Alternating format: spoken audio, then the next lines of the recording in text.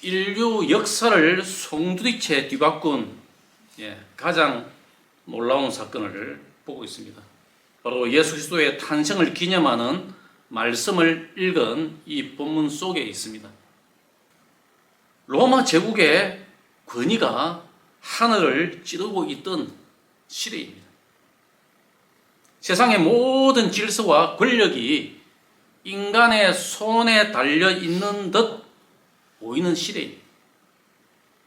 그리고 바로 그 순간에 세상 사람들이 가장 예상하지 못한 곳에서 가장 평범한 방식으로 하나님의 위대한 계획이 시작되어졌습니다. 우리는 이 평범함 속에 숨겨진 그리스도의 그 탄생의 위대함을 발견하고 우리 삶에 적용할 수 있는 귀한 교훈을 얻고자 합니다. 먼저 세상의 권력 아래에서 하나님의 겸손한 시작을 보아야 됩니다. 본문은 로마 황제 가이사 아우구스도, 역사책에 보면은 아우구스투스, 로마 황제 아우구스투스의 칙령으로 모든 사람이 호적하러 각자의 고향으로 가는 상황을 묘사하고 있습니다. 그 당시 로마 제국은 그 어떤 권세보다 강력했습니다. 로마 군대 앞에서는 모두가 엎드릴 수밖에 없습니다. 점령당할 수밖에 없습니다. 인간의 모든 삶은 그 제국의 법과 질서 아래에 놓여 있어야만 했던 시대입니다. 그 당시에서 나온 말이 있지 않습니까? 모든 길은 로마로 통한다. 로마의 군대가 지나가는 곳에는 길이 깔렸다는 거죠. 보통 길이 아닙니다. 로마 군대가 지나가는 그곳에는 길이 형성됩니다. 그만큼 그 권세가 엄청났던 것입니다. 그때에 하나님은 이 거대한 인간의 권력 질서 한가운데서 일을 행하셨습니다. 자신의 아들을 보내시는 가장 겸손한 시작을 보여주신 것입니다. 본문 이전에 마태복음 1장 18절로 21절 말씀해 보시면 한 가정을 보여줍니다. 그때는 두 가정입니다. 요셉과 마리아의 두 가정입니다. 요셉과 마리아가 연애하고 있을 때 어느 날 마리아에게 성령으로 잉태되어졌다는 수태고지가 내려집니다. 천사가 나타난 거죠. 요셉은 그때의 성경의 표현대로 가만히 끊고자 했습니다. 그 관계를 약혼을 했지만 하원하고자 했다는 거죠. 가만히 끊고자 했습니다. 하지만 천사가 나타나서 이는 성령으로 잉태된 것이며 라고 말씀하죠. 하나님이 하셨다는 거죠. 네 아내 마리아 데려오기를 무서워하지 말라고 했습니다. 그리고 마리아가 아들을 낳을 것인데 그 이름을 예수라 하라. 이는 그가 자기 백성을 그들의 죄에서 구원할 자이심이라는 것까지 다 알려줍니다. 그 후에 오늘 본문에 보니까 요셉과 마리아는 그 나사렛에서 베들레헴으로 향하는 긴 여정을 떠납니다. 세상의 기준에서 볼 때에 이 가정은 정말 힘없고 약한 사람들이었습니다. 그리고 그들이 도착한 베들레헴에서도 환영받지 못했습니다. 본문에 보니까 여관에 묵을 방도 없어서 결국 춥고 냄새나는 그 마국간에 머물러야 했습니다. 그런 상황이었습니다. 요셉의 고향이었지만 그 요셉을 반겨줄 사람도 아무도 없었던 거죠. 하지만 이토록 보잘것없는 장소와 상황이야말로 하나님의 구원 계획이 얼마나 놀라운지를 우리에게 보여줍니다. 이것은 고린도전서 1장 27절에서도 말씀하고 있는 것입니다. 하나님은 세상에 미련한 것들로 지혜 있는 자들을 부끄럽게 하시며 세상에 약한 것들로 강한 것들을 부끄럽게 하려 하신다는 그 말씀 아닙니다. 예수님의 탄생은 세상이 숭배하는 권력, 부, 명예가 아닌 가장 낮은 곳에서 아무도 반겨주지 않는, 환영해주지 않는 그런 곳에서, 그리고 가장 겸손한 모습으로 우리에게 찾아오시는 하나님의 사랑. 마치 칼빈이 말했듯이 말입니다.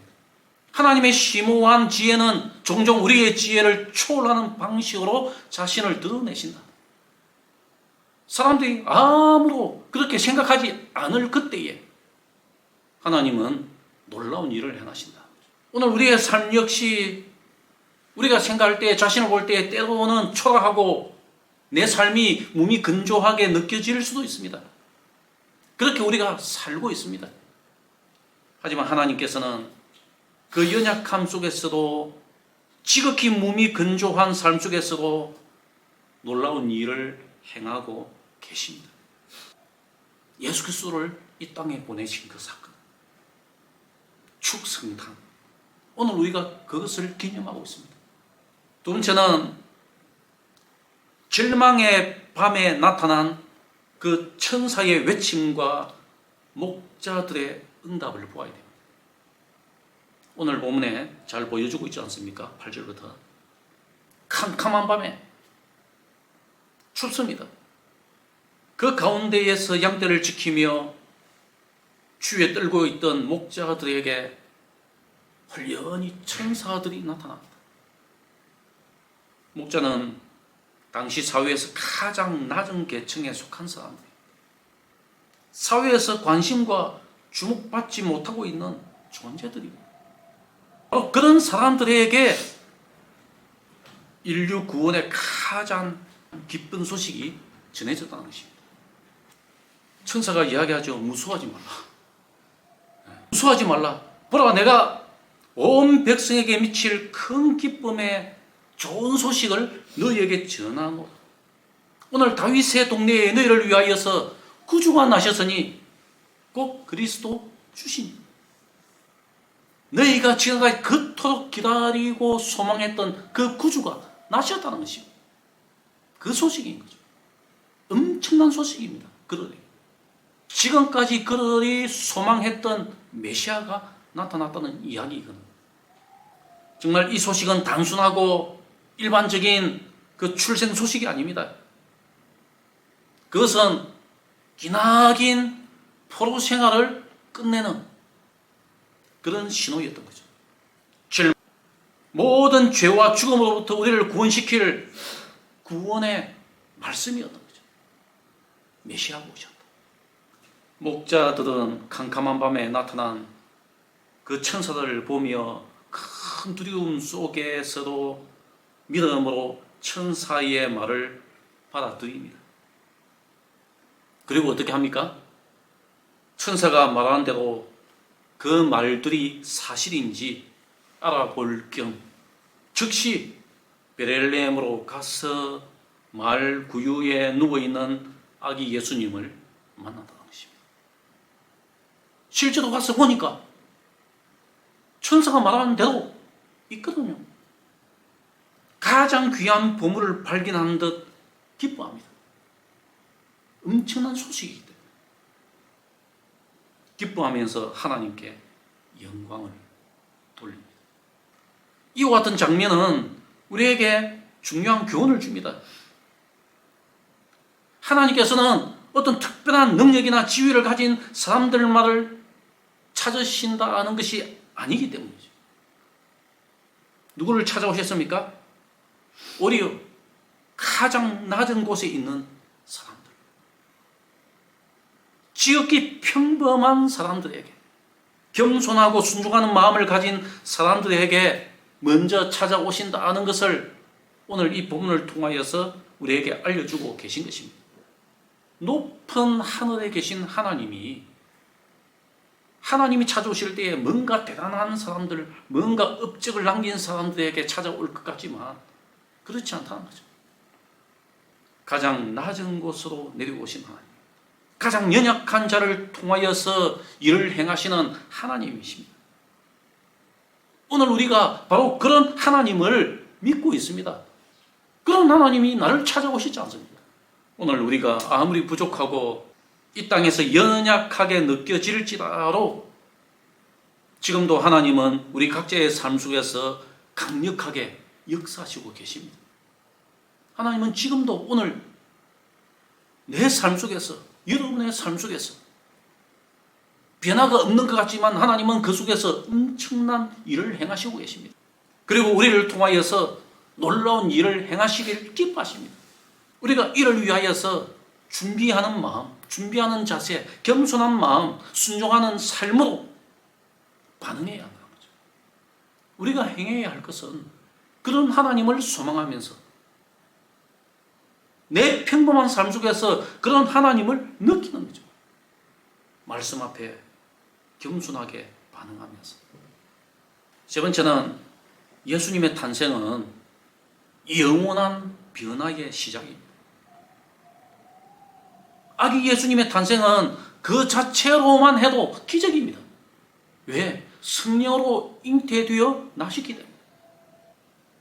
그 자체로 그냥 기적인 거죠.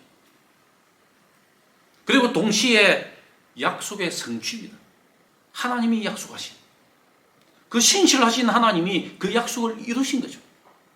그리고 우리의 삶에 영원한 변화를 가져올 위대한 시작이 열린 것입니다. 마옥관에서 태어나신 예수님은 앞으로 십자가의 죽음과 부활을 통하여서 인류의 죄를 대속하시고 또 우리에게 구원과 영생을 선물하실 것이기 때문입니다. 오늘 본문은 예수님의 탄생을 통하여서 인간의 모든 질서와 가치관이 뒤바뀌는 사건을 보여주신 것입니다. 세상은 권력과 지위, 재물, 내 안위를 중요하게 여기지만 하나님은 오히려 그 반대, 겸손, 사랑, 희생을 가장 귀하게 여기신다는 것입니다. 반대입니다. 예수 그리스도의 탄생은 바로 이러한 하나님의 통치를 세상에 선포하신 사건입니다. 너희가 생각하는 것들을 다 바꾸겠다는 거죠. 예수 그리스도의 탄생은 평범한 사건이 아니라 세상의 모든 것을 새롭게 하는 위대한 변화의 시작이었다는 사실을 기억해야 됩니다. 우리는 이 평범하지만 위대한 탄생을 기억하며 특별히 내 삶 속에, 우리 삶 속에 찾아오신, 내 중심에 오신 예수님을 이제 나의 구주, 나의 하나님으로, 나의 왕으로 모셔야 됩니다. 그리고 우리 평범한 삶의 모든 영역에서 예수님을 통하여서 하나님의 뜻을 구하고, 내 뜻이 아니라 하나님의 뜻을 구하고, 그리고 하나님의 사랑을 실천하면서 살아갈 때에 이게 바로 변화의 시작인 것입니다. 이런 작은 변화들이 모여서 세상에 큰 영향을 미치는 위대한 사람들로 우리가 이 땅에서 살아갈 수가 있는 것인 줄로 믿습니다. 하나가 또 하나가 모여서 둘이 되고, 둘이 또 둘이 모이면 넷이 되고, 사가 또 사가 모이면 팔이 되고, 자꾸 배가 되어서 그렇게 눈이 굴려져서 내려갈 때에 눈덩이가 점점 커지지 않습니까? 그러면 그것을 통하여서 온 세상이 놀랍게 변하게 될 것입니다. 베들레헴의 마구간에서 시작된 아기 예수님의 탄생은 이미 지나간 과거의 사건이 아니라 오늘 우리에게도 여전히 유효한 말씀으로 전달되어져야 됩니다. 내 삶 속에 팍팍 꽂혀야 됩니다. 세상의 기준으로 아무것도 아닌 것처럼 보이는 우리의 삶 속에서도 하나님은 위대한 일을 계획하셨고 또한 때가 되면 반드시 이루실 것입니다. 우리는 지극히 평범한 삶 속에서 겸손한 마음으로 또 신실한 믿음으로 그리스도의 사랑으로 채워진 삶으로 주님을 따를 때에 목자들처럼 하나님의 놀라운 은혜를 경험하고 세상을 변화시키는 복의 통로가 될 것을 믿어 의심치 않습니다.